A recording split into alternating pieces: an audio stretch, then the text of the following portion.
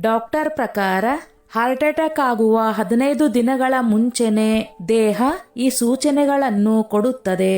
ದಯವಿಟ್ಟು ನಿರ್ಲಕ್ಷಿಸಬೇಡಿ. ಎಚ್ಚರ ವಹಿಸಿ ನಿಮ್ಮ ಜೀವವನ್ನು ಉಳಿಸಿಕೊಳ್ಳಿ. ಯಾರಿಗಾದರೂ ಸರಿ ಹಾರ್ಟ್ ಅಟ್ಯಾಕ್ ಇದ್ದಕ್ಕಿದ್ದಂತೆ ಸಂಭವಿಸುವುದಿಲ್ಲ. ದೇಹವು ಮುಂಚಿತವಾಗಿಯೇ ಕೆಲವು ಚಿಹ್ನೆಗಳನ್ನು ನೀಡಲು ಪ್ರಾರಂಭಿಸುತ್ತದೆ. ಹೃದಯಾಘಾತಕ್ಕೆ ಸುಮಾರು 10 ರಿಂದ 15 ದಿನಗಳ ಮೊದಲೇ ಕೆಲವು ವಿಶೇಷ ಲಕ್ಷಣಗಳು ದೇಹದಲ್ಲಿ ಕಾಣಿಸಿಕೊಳ್ಳಲು ಪ್ರಾರಂಭಿಸುತ್ತದೆ. ಅವುಗಳನ್ನು ಕಂಡುಹಿಡಿದು ಜೀವ ಉಳಿಸಬಹುದು ಮತ್ತು ಸಮಯಕ್ಕೆ ಸರಿಯಾಗಿ ಕ್ರಮಗಳನ್ನು ತೆಗೆದುಕೊಳ್ಳಬಹುದು. ಈ ಅಪಾಯಕಾರಿ ಹೃದಯಾಘಾತದ ಎಚ್ಚರಿಕೆಯ ಸಂಕೇತಗಳನ್ನು ನಿರ್ಲಕ್ಷಿಸುವುದರಿಂದ ನಿಮ್ಮ ಪ್ರಾಣ ಪಕ್ಷಿ ಹಾರಿ ಹೋಗಬಹುದು. ಹಾಗಾದ್ರೆ ಡಾಕ್ಟರ್ ಪ್ರಕಾರ ಹೃದಯಾಘಾತ ಸಂಭವಿಸುವ ಮೊದಲೇ ಸಿಗುವ ಲಕ್ಷಣಗಳು ಯಾವ್ಯಾವು ಎಂದು ಈಗ ನಾವು ತಿಳಿದುಕೊಳ್ಳೋಣ. ಹೃದಯಾಘಾತದ ಮುಖ್ಯ ಲಕ್ಷಣವೆಂದರೆ, ಸ್ನೇಹಿತರೆ, ಅದಕ್ಕೂ ಮೊದಲು ನನ್ನದೊಂದು ಕಳಕಳಿಯ ವಿನಂತಿ.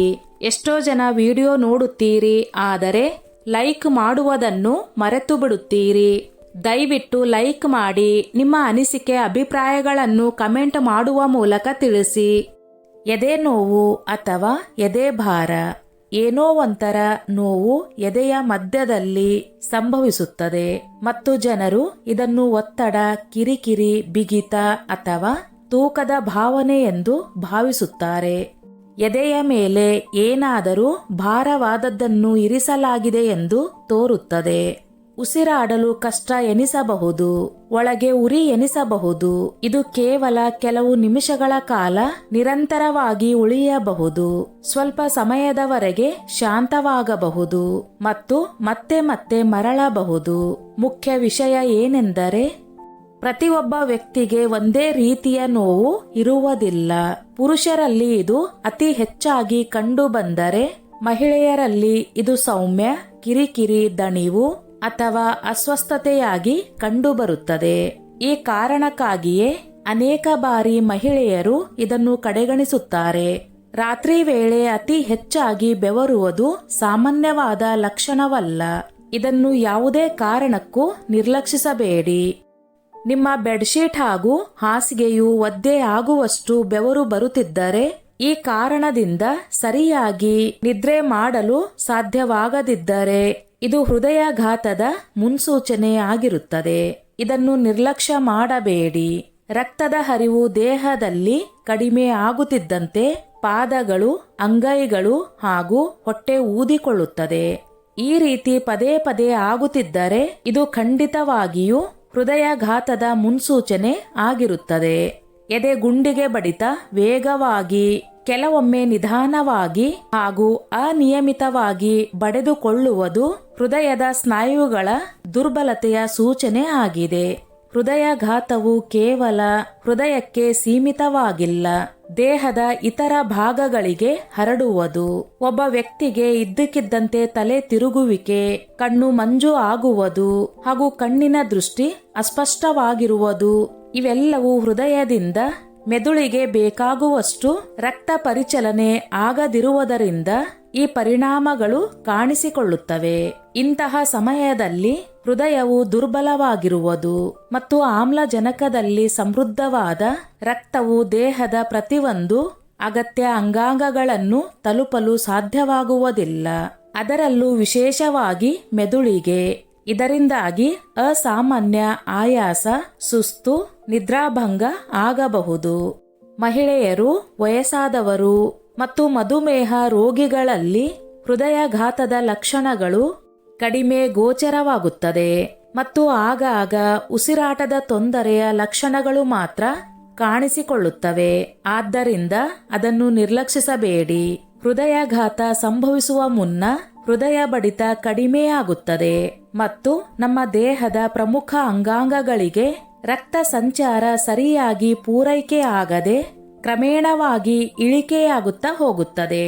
ಇದರಿಂದ ಕೈ ಕಾಲುಗಳು ತಣ್ಣಗಾಗುವುದು, ಹೆಚ್ಚಾಗಿ ಜುಮ್ ಹಿಡಿದಂತೆ ಅನುಭವ ಆಗುತ್ತದೆ. ಹೃದಯಾಘಾತದ ಮುಂಚೆಯೇ ದೇಹವು ನೀಲಿ ಬಣ್ಣಕ್ಕೆ ತಿರುಗುತ್ತದೆ. ಉದಾಹರಣೆಗೆ, ಹಾವು ಕಚ್ಚಿದ ಅಥವಾ ವಿಷ ಕುಡಿದ ಸಂದರ್ಭದಲ್ಲಿ ವ್ಯಕ್ತಿಯ ದೇಹ ಹೇಗೆ ನೀಲಿ ಬಣ್ಣಕ್ಕೆ ತಿರುಗುತ್ತದೆಯೋ ಅದೇ ರೀತಿ ಆಗುವುದು. ಇದಕ್ಕೆ ಕಾರಣ ರಕ್ತ ದೇಹದಲ್ಲಿ ಗಟ್ಟಿ ಆಗುತ್ತಿರುವುದು ಮತ್ತು ಸರಿಯಾಗಿ ರಕ್ತ ಸಂಚಾರ ಆಗದಿರುವುದು. ಹೃದಯಾಘಾತ ಸಂಭವಿಸುವ ಮುಂಚೆ ಭುಜ, ಕತ್ತು, ಕುತ್ತಿಗೆಯ ಭಾಗ, ಹಲ್ಲು, ದವಡೆ ಹಾಗೂ ಒಸಡುಗಳಲ್ಲಿ ಸೆಳೆತ, ಬೆನ್ನು ನೋವು, ಹೊಟ್ಟೆಯ ಕೆಳಭಾಗದಲ್ಲಿ ವಿಪರೀತ ನೋವು ಅತಿ ಹೆಚ್ಚಾಗಿ ಕಾಣಿಸಿಕೊಳ್ಳುತ್ತದೆ. ನಮ್ಮಲ್ಲಿ ಬಹುತೇಕ ಜನರು ಕೆಲವೊಂದು ರೋಗ ಲಕ್ಷಣಗಳು ಸ್ಪಷ್ಟವಾಗಿ ಕಂಡು ಬಂದರೂ ಕೂಡ ಅದನ್ನು ಸಾಮಾನ್ಯ ಸಮಸ್ಯೆ ಎಂದು ನಿರ್ಲಕ್ಷ್ಯ ಮಾಡುತ್ತಾರೆ. ಕೊನೆಗೆ ಇದೇ ಕಾರಣಕ್ಕೆ ತಮ್ಮ ಪ್ರಾಣಕ್ಕೆ ಆಪತ್ತು ತಂದುಕೊಳ್ಳುತ್ತಾರೆ. ಎದೆ ನೋವು ಯಾವಾಗಲೂ ತೀಕ್ಷ್ಣ ಅಥವಾ ಹಠಾತ್ ಆಗಿ ಇರುವುದಿಲ್ಲ. ಅನೇಕ ಜನರು ಇದನ್ನು ಭಾರ, ಉರಿ, ಒತ್ತಡ ಅಥವಾ ಬಿಗಿತದ ಭಾವನೆ ಎಂದು ವಿವರಿಸುತ್ತಾರೆ.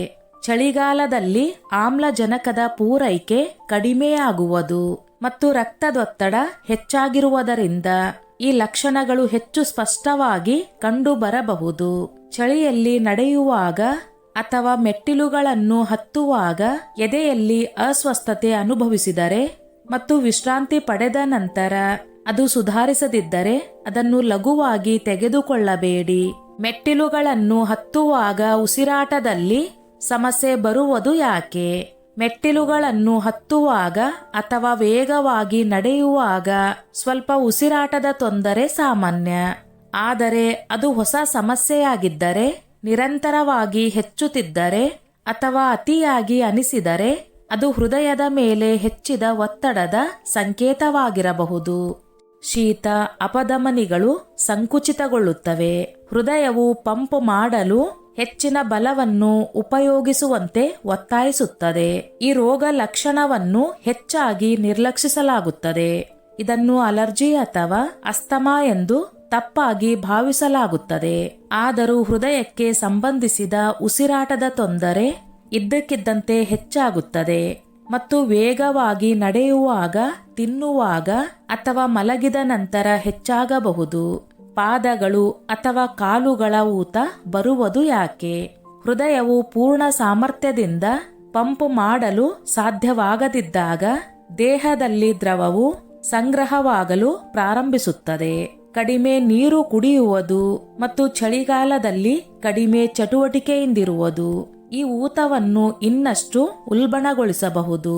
ಶೂಗಳು ಬಿಗಿಯಾಗುವುದು, ಸಾಕ್ಸ್ ಗುರುತುಗಳು ಆಳವಾಗುವುದು ಅಥವಾ ಮೊಣಕಾಲುಗಳ ಸುತ್ತಲೂ ಊತ ಕಾಣಿಸಿಕೊಳ್ಳುವುದು ಇವೆಲ್ಲವೂ ಹೃದಯಾಘಾತದ ಸಮಸ್ಯೆಯ ಲಕ್ಷಣಗಳಾಗಿರಬಹುದು. ಚಳಿಗಾಲದಲ್ಲಿ ತಲೆ ತಿರುಗುವಿಕೆ ಕಾಣಿಸಿಕೊಳ್ಳುವುದು ಯಾಕೆ? ಚಳಿಗಾಲದಲ್ಲಿ ತಲೆ ತಿರುಗುವಿಕೆ ಹೆಚ್ಚಾಗಿ ನಿರ್ಜಲೀಕರಣದಿಂದ ಉಂಟಾಗುತ್ತದೆ. ಆದರೆ ಇದು ಮೆದುಳಿಗೆ ರಕ್ತ ಪೂರೈಕೆ ಕಡಿಮೆಯಾಗುವುದರಿಂದ ಈ ಸಂಕೇತವು ಹೆಚ್ಚಾಗಿರಬಹುದು. ಇದು ಅಪಧಮನಿಗಳ ಅಡಚಣೆ, ಹೃದಯ ಬಡಿತ ಕಡಿಮೆಯಾಗುವುದು ಅಥವಾ ಹೃದಯದ ಲಯದ ಅಡಚಣೆಗಳಿಗೆ ಸಂಬಂಧಿಸಿದಿರಬಹುದು. ಈ ಲಕ್ಷಣ ಪದೇ ಪದೇ ಕಂಡು ಬಂದರೆ ಅಥವಾ ಬೆವರು ಅಥವಾ ಎದೆಯ ಅಸ್ವಸ್ಥತೆಯೊಂದಿಗೆ ಇದ್ದರೆ ಅದನ್ನು ನಿರ್ಲಕ್ಷಿಸಬೇಡಿ. ಚಳಿಗಾಲದಲ್ಲಿ ಹೃದಯದ ಮೇಲಿನ ಒತ್ತಡ ಸ್ವಾಭಾವಿಕವಾಗಿ ಹೆಚ್ಚಾಗುತ್ತದೆ. ಆದ್ದರಿಂದ ಈ ಚಿಹ್ನೆಗಳಿಗೆ ಗಮನ ಕೊಡುವುದು ಬಹಳ ಮುಖ್ಯ. ಈ ಲಕ್ಷಣಗಳನ್ನು ಮೊದಲೇ ಗುರುತಿಸುವುದು ಉತ್ತಮ ಹೃದಯ ಆರೋಗ್ಯವನ್ನು ಕಾಪಾಡಿಕೊಳ್ಳಲು ಮತ್ತು ಗಂಭೀರ ತೊಡಕುಗಳನ್ನು ತಡೆಯಲು ಸಹಾಯ ಮಾಡುತ್ತದೆ. ಸ್ನೇಹಿತರೆ, ಈ ನನ್ನ ಮಾಹಿತಿ ನಿಮಗೆ ಇಷ್ಟವಾಗಿದ್ದಲ್ಲಿ ದಯವಿಟ್ಟು ಶೇರ್ ಮಾಡಿ, ಲೈಕ್ ಮಾಡಿ ಮತ್ತು ಸಬ್ಸ್ಕ್ರೈಬ್ ಮಾಡಿ.